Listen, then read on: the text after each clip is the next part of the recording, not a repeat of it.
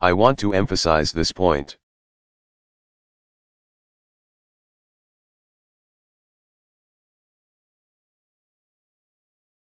It is perverse that in this country it is just easier to save if you've already got money.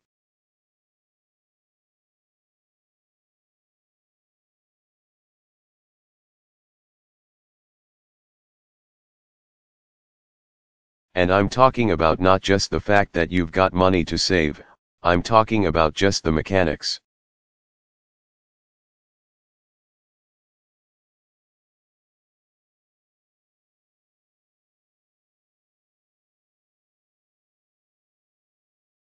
The mechanisms of being able to save, and then take advantage of the tax benefits of saving.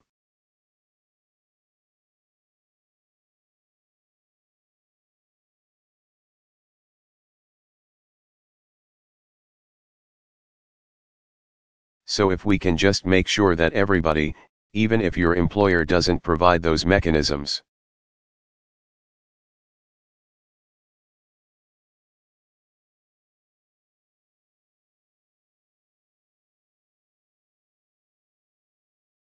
you still have a way of accessing it. Every dollar you put in, that's going to be a dollar that also then benefits from.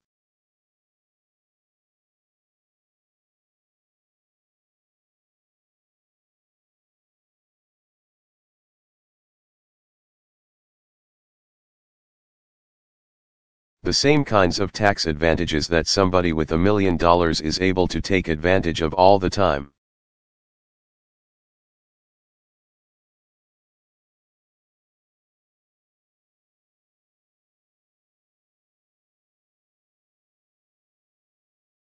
And that's just fair.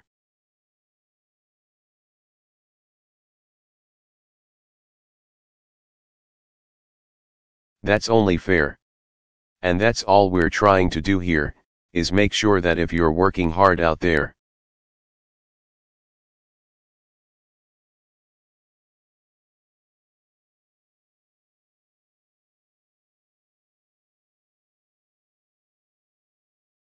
even if you're not making goo gobs of money and don't have fancy financial advisors and all that,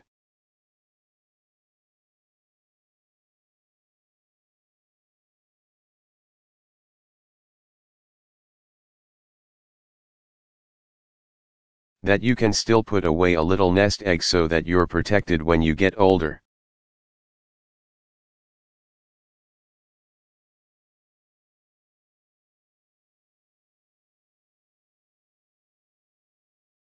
So this is just one of a number of steps that we're going to be taking to improve the lives of older Americans.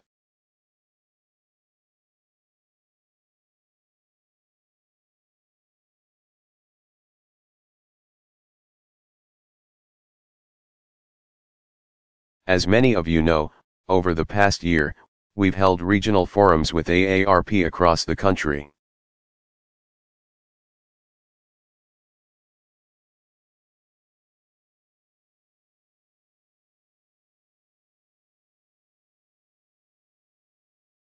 Heard lots of ideas from people, including folks in this room.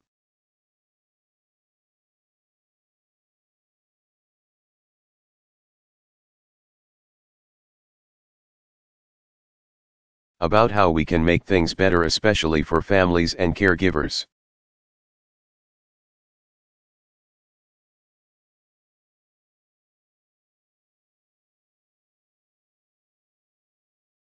So we're going to be moving ahead with several of the ideas that you've given us.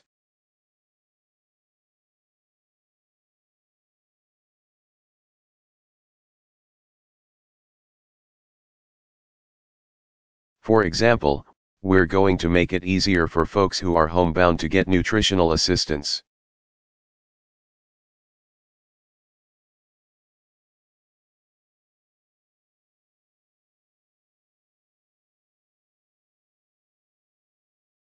We're going to update quality and safety requirements for thousands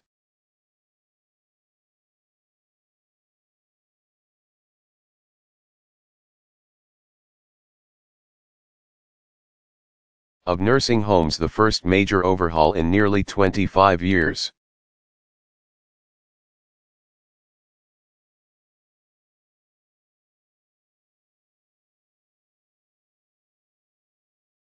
We're going to train more prosecutors in how to combat elder abuse.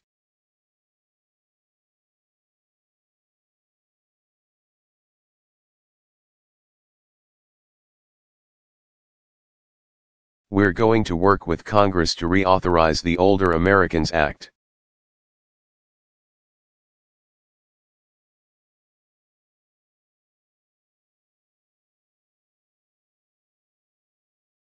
Because we know it will provide critical support to families and communities.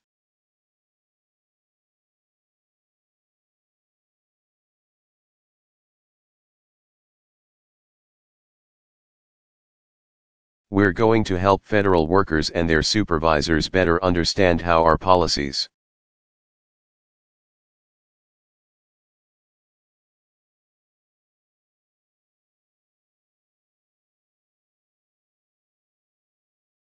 on workplace flexibility can support employees who are also caregivers to aging parents.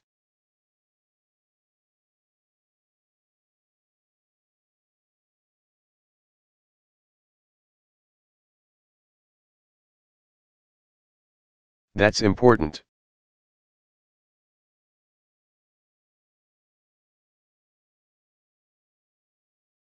And I'm going to keep fighting to make family leave and workplace flexibility available to every American.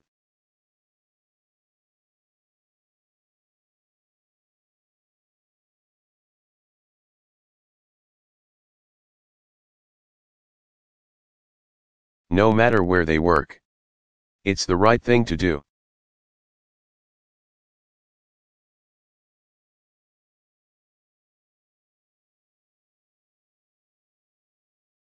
Every study shows that the kind of workplace flexibility we're talking about isn't just good for the employees.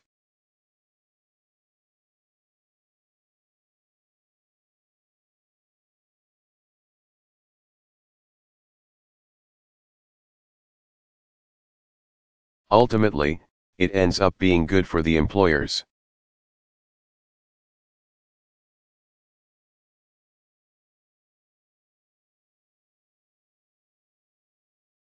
Because you get more loyal, more productive employees with less turnover.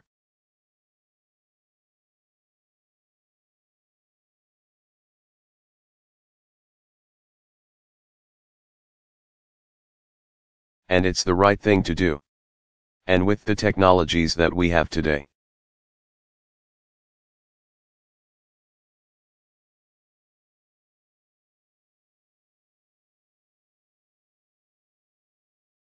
There's no reason why we can't make this happen.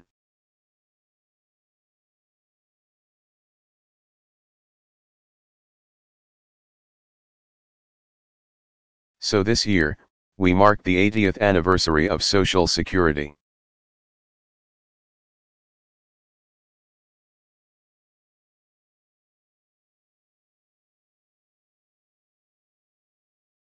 We mark the 50th anniversary of Medicare.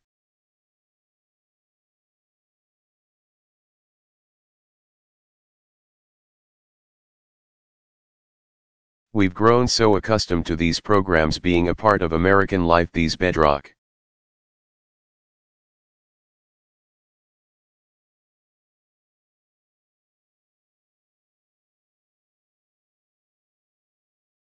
Foundation stones of our society. Sometimes it's easy to forget how revolutionary they were at the time.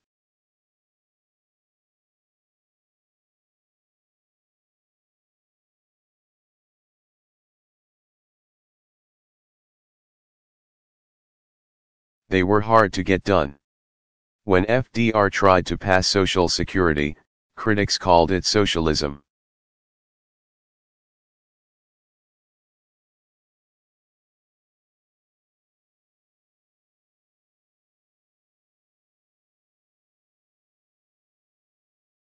When President Kennedy and President Johnson and the Ding-Ells worked to create Medicare,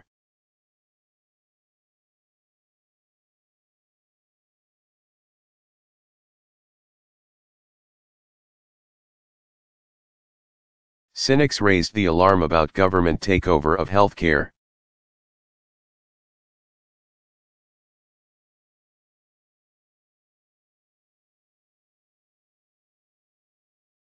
And now we've got signs saying, "Get your government hands off of my Medicare."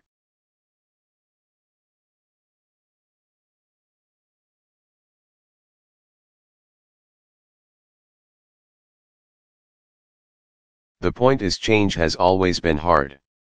Detractors always are trying to maximize people's fear of the unknown.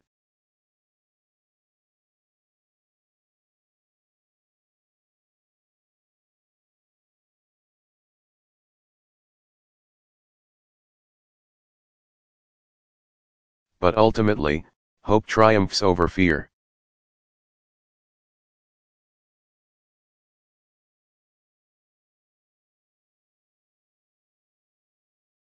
We choose to do big things here in America.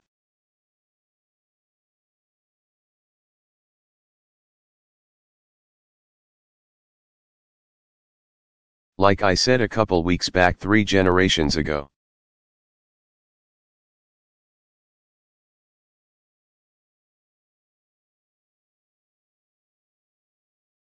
We chose to end the era where seniors were left to languish in poverty.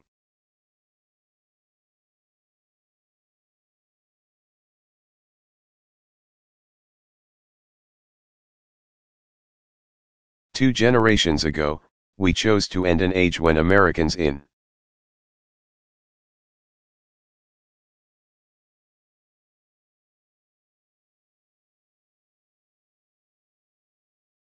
their golden years didn't have the guarantee of health care.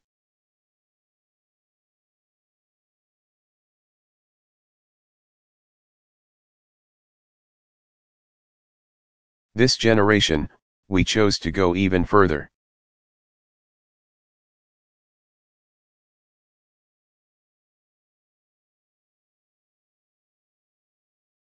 And now healthcare in America is more affordable and available than ever before.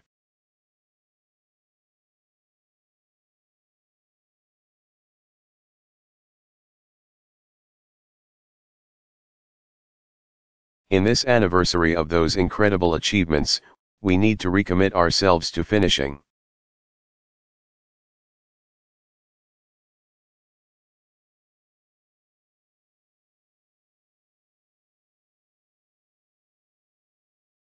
the work that earlier generations began. Make sure this is a country that remains one where no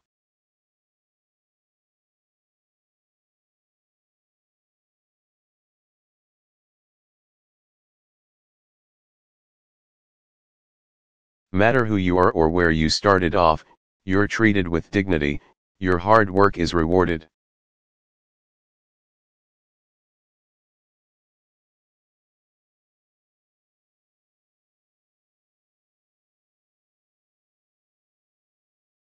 Your contributions are valued, you have a shot to achieve your dreams whatever your age.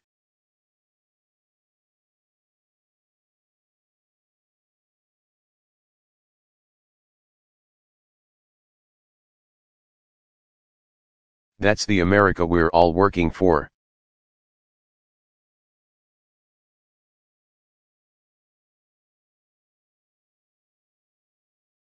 And I'm proud to work alongside you.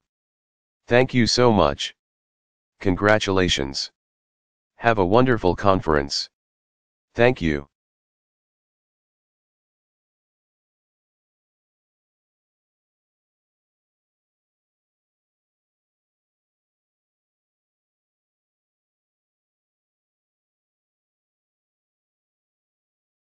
Barack Obama.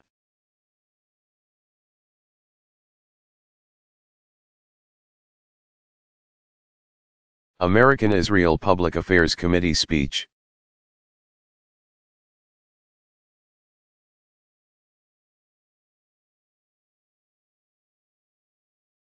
Delivered March 4, 2012.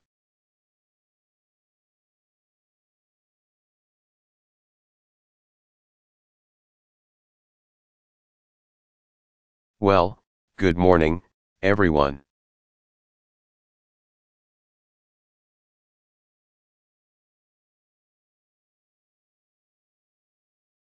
Rosie, thank you for your kind words.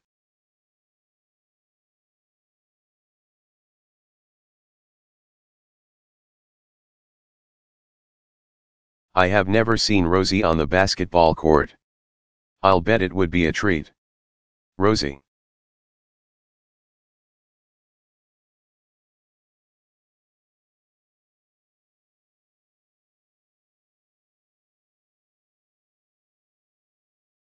You've been a dear friend of mine for a long time and a tireless advocate for the unbreakable bonds between Israel and the United States.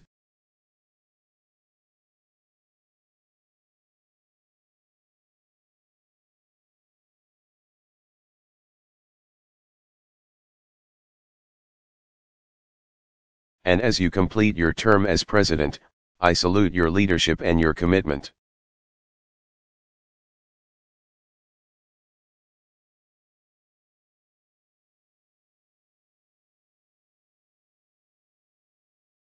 I want to thank the board of directors.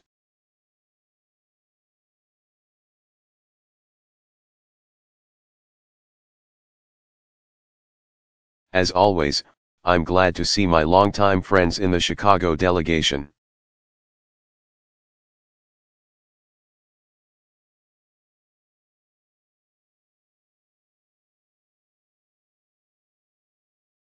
I also want to thank the members of Congress who are with us here today.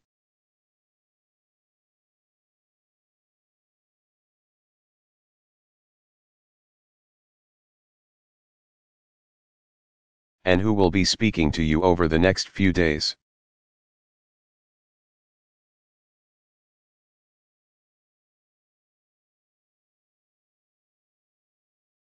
You've worked hard to maintain the partnership between the United States and Israel.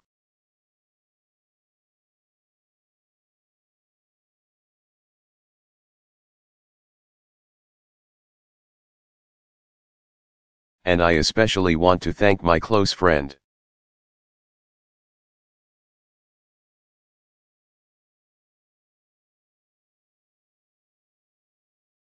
and leader of the Democratic National Committee, Debbie Wasserman Schultz.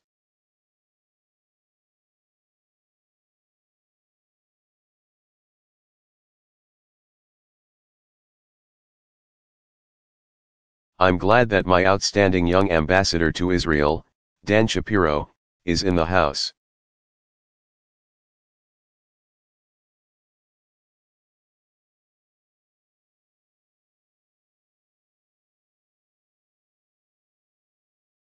I understand that Dan is perfecting his Hebrew on his new assignment.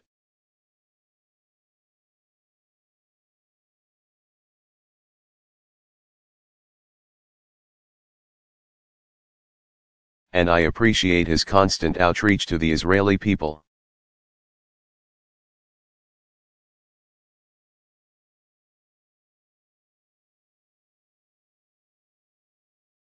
And I'm also pleased that we're joined by so many Israeli officials, including Ambassador Michael Oren.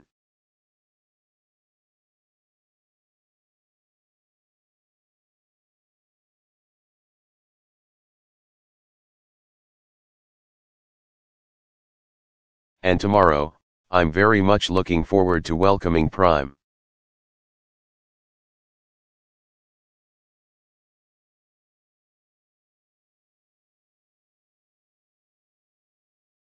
Minister Netanyahu and his delegation back to the White House.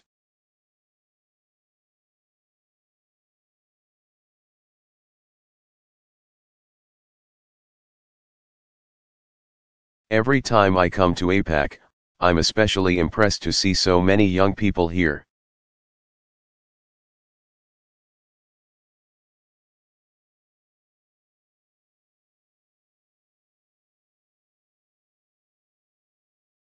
You don't yet get the front seats, I understand. You have to earn that. But students from all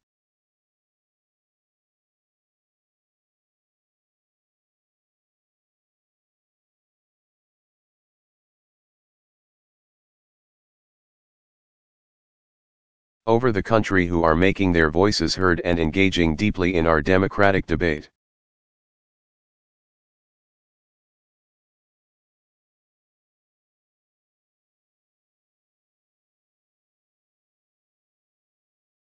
You carry with you an extraordinary legacy of more than 6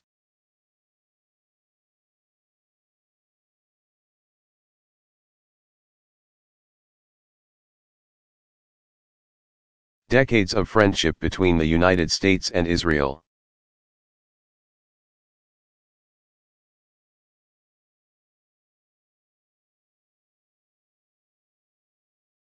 And you have the opportunity and the responsibility to make your own mark on the world.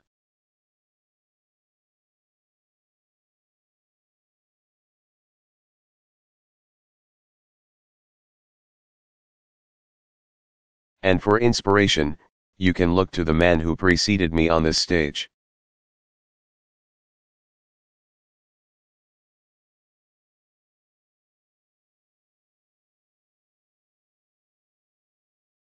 Who's being honored at this conference, my friend, President Shimon Peres.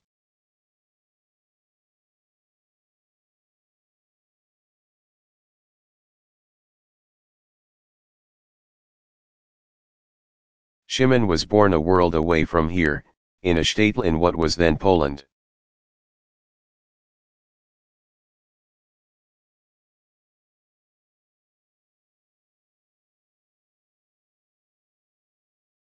A few years after the end of the First World War.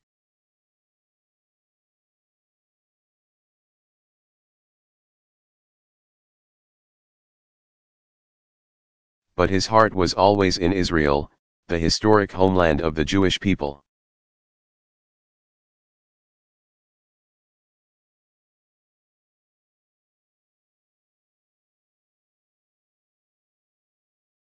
And when he was just a boy, he made his journey across land and sea toward home.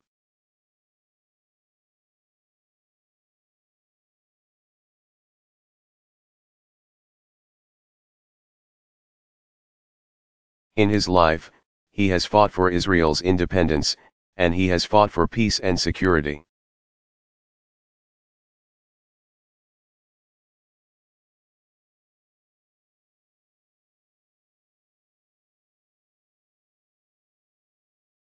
As a member of the Haganah and a member of the Knesset, as a Minister of Defense and Foreign Affairs.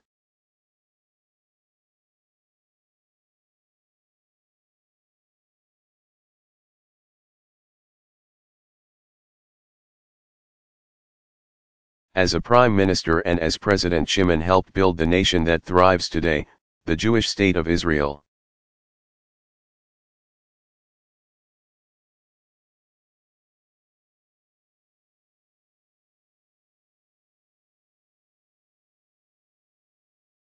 But beyond these extraordinary achievements,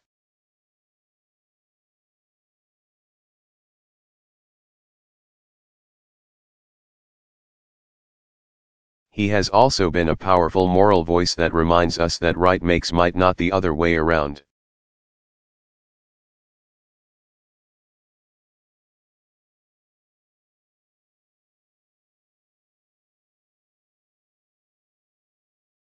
Shimon once described the story of the Jewish people by saying it proved that slings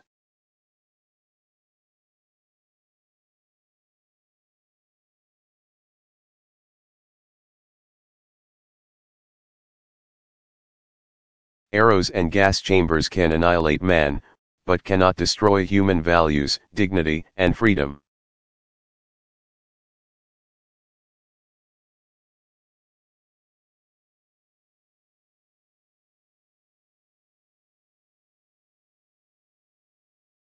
And he has lived those values.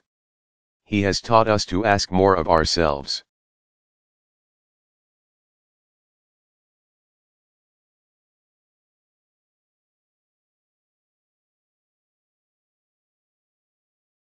And to empathize more with our fellow human beings.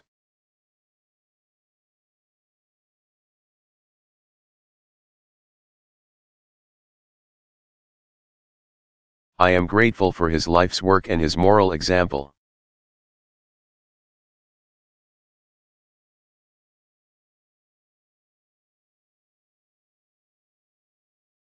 And I'm proud to announce that later this spring, I will invite Shimon Peres to the White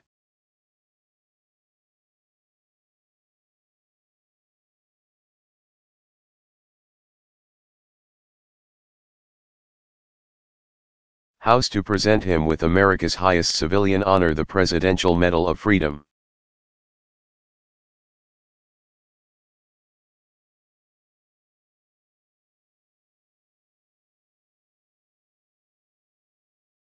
In many ways, this award is a symbol of the broader ties that bind our nations.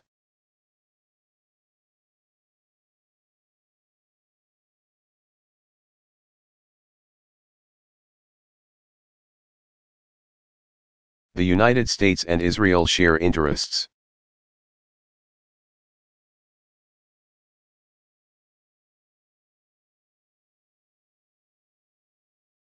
But we also share those human values that Shimon spoke about, a commitment to human dignity.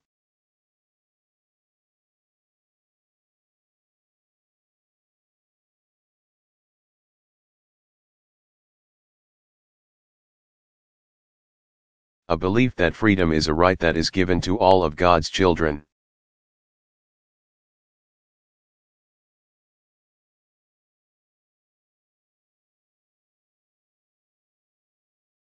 An experience that shows us that democracy is the one and only form.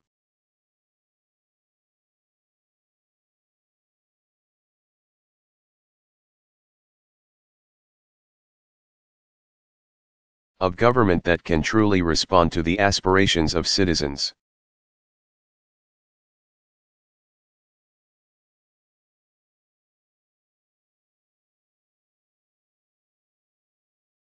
America's founding fathers understood this truth, just as Israel's founding generation did.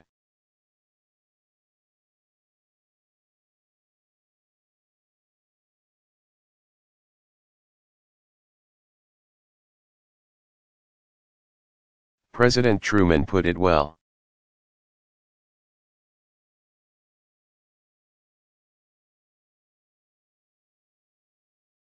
Describing his decision to formally recognize Israel only minutes after it declared independence. He said,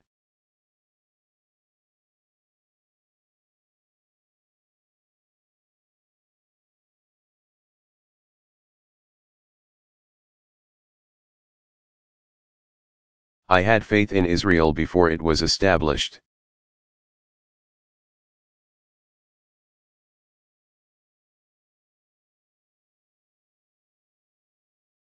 I believe it has a glorious future before it as not just another sovereign nation.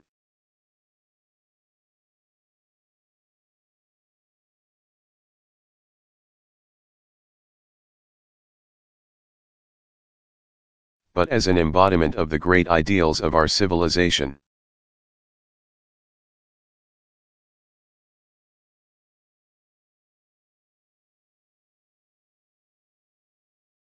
For over 6 decades, the American people have kept that faith.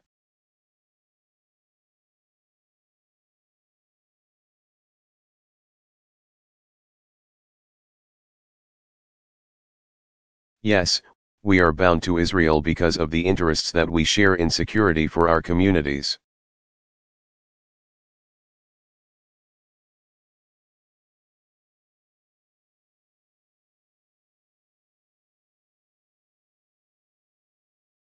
Prosperity for our people, the new frontiers of science that can light the world.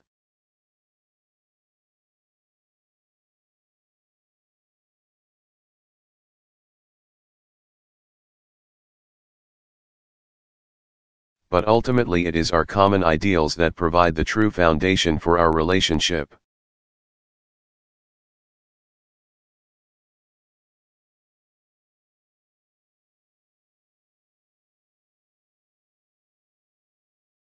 That is why America's commitment to Israel has endured under Democratic and Republican presidents.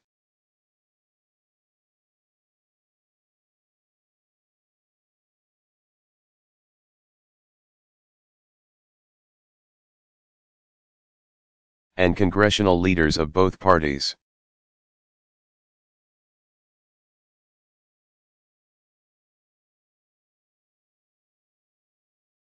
In the United States, our support for Israel is bipartisan, and that is how it should stay.